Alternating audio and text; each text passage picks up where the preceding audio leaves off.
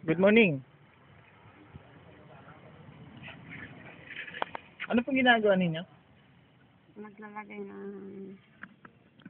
purina, insulin Oh. sa loob ng botilya dahil i-shake ko siya, ibigay ko sa aking pasyente. Sandali lang. So yung pasyente niyo po nakaraan, ano na po nangyari? Nakaraan, parang hindi man paniwalaan. Kung tutuusin, hindi na pwede siyang mabuhay. Mm-hmm. Pero ngayon, mamayang hapon, mga alas 6 ng hapon, magdalawang araw pa lang siya. Mm-hmm. Pero ngayon, sandali lang ha. Yeah. Sandali lang. Napakita ko kung gaano siya lakas. Yeah.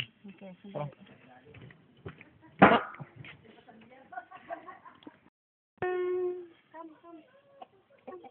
What's the dia?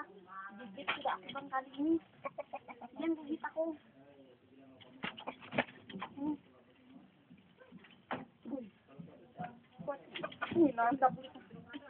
So buhay na buhay po, no? No, mama, ato ko dyan. Bakit ako?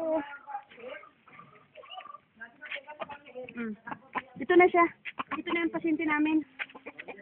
Nakikita nyo? Nakikita nyo yan? Na. Uy, huwag ka magtakbo. So nakakatayo na. Nung kahapon, di pa, no? Eh, grabe, power yung DXM product. Isang araw at kalahati. Yeah po, ito po, no? Biktima po siya ng ng lason. Nakakain po siya ng lason na galing sa gulayan.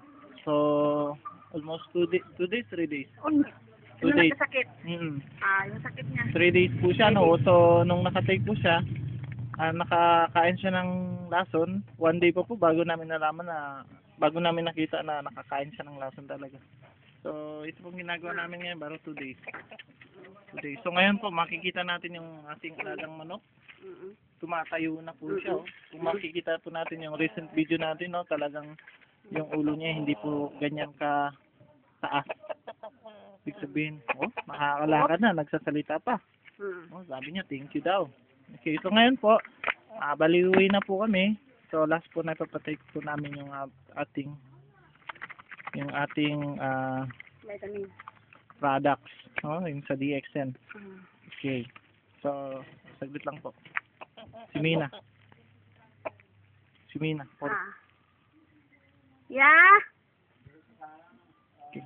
Sige na. Click mo na. Ano?